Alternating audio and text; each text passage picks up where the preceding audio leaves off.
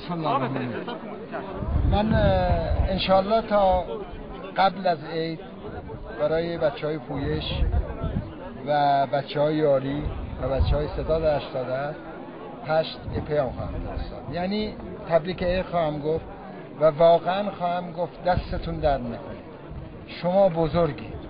اما در مورد موج میگم، موج همیشه بر دریا سواره.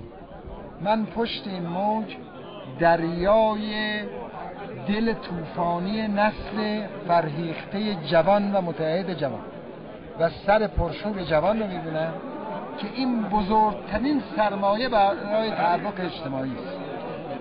موج، من دریای پشتش رو میبینم که شما جوان ها هستید و بزرگوارانی هستید که گرچه در این مرحله کوتاه لطفتون رو متوجه فردی به نام خاتمی کردید، ولی اهداف بزرگی که باید این دریا بهش متوجه بشه بسیار بزرگتر از خاتمی است.